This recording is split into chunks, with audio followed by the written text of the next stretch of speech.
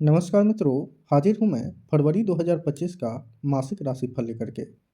तो फरवरी में कैसा रहेगा आप सभी कुंभ राशि वालों का धन, शिक्षा, स्वास्थ्य, व्यापार और प्रेम जीवन, आज हम इस विषय में विस्तार से चर्चा करेंगे।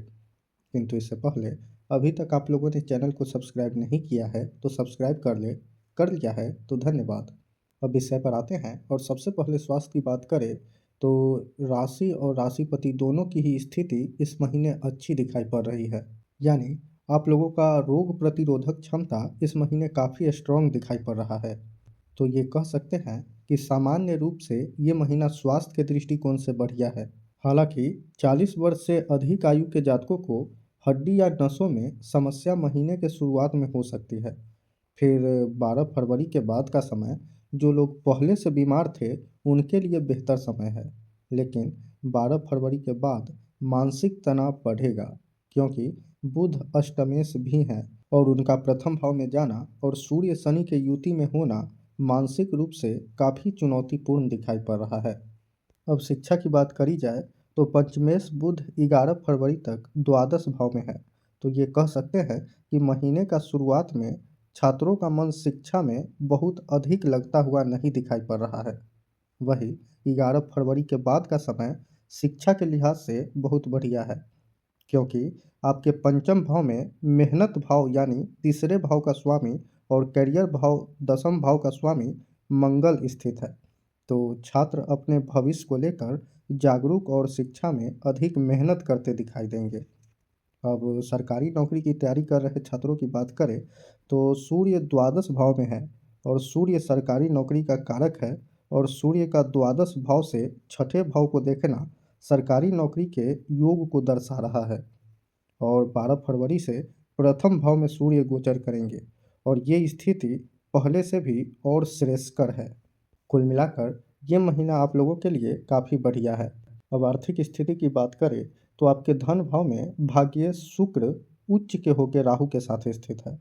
शुक्र स्वयं धन के कारक ग्रह हैं और उनका धन भाव में उच्च का होना आर्थिक लिहाज से बहुत बढ़िया है। और ध्यान देने वाली बात यह भी है कि धनेश गुरु स्वयं सुख भाव में है और सुखेश शुक्र से परिवर्तन योग बना रहे हैं। ये समय चल और अचल दोनों प्रकार के संपत्ति और धन के लिए सर्वोत्तम है। अब कार्य क्षेत्र की बात करें तो महीने के शुरुआत में कारोबारियों को छोटी मोटी परेशानी होगी। फिर 12 फरवरी के बाद का समय काफ़ी अच्छा दिखाई पड़ रहा है। वही नौकरी पेशा से जुड़े लोगों की बात की जाए तो ये पूरा महीना नौकरी के लिहाज से काफ़ी उत्तम है। हालांकि फिर भी छोटी मोटी चुनौतियाँ आती रहेंगी। अब प्रेम जीवन की बात की जाए तो प्रेम कारक शुक्र के साथ राहु है। पंचम भाव प्रेम का होता है, इस भाव में मंगल है। तो इस महीने साथी के स्वभाव में गुस्सा अहंकार रहने के प्रबल संभावना है और कहीं ना कहीं साथी का स्वास्थ्य भी इस महीने कमजोर दिखाई पड़ रहा है।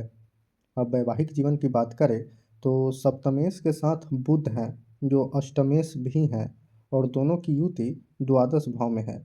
वैसे तो द्वादश भाव सैया का होता है, तो जीवन साथी से प्रेम तो अच्छा रहेगा, किंतु 12 फरवरी तक जीवन साथी का स्वास्थ्य कमजोर रहेगा। वही 12 फरवरी के बाद का समय हर प्रकार से बढ़िया है। अब उपाय की बात की जाए तो शुक्र आपके नवम भाव का स्वामी है और राहु के साथ स्थित है। हालांकि उच्च राशि में है तो वो बली ही है, लेकिन फिर भी राहु के साथ होने से थोड़ा बहुत परेशानी की बात तो है। और सूर्य शनि का युति भी 12 फरवरी से होने वाला है और दोनों ही परिस्थिति में एक बात नजर आ रहा है कि इस महीने पिता के साथ संबंध में खटास आएगी। इसलिए नवम भाव को जितना अच्छा करके रखेंगे आपके लिए उतना अच्छा है और नवम भाव को अच्छा करने के लिए माँ लक्ष्मी की पूजा आराधना करें। इसी के साथ आज के कार्यक्रम में बस इतना ही। मुझे दीजिए इजाज़त। नमस्कार।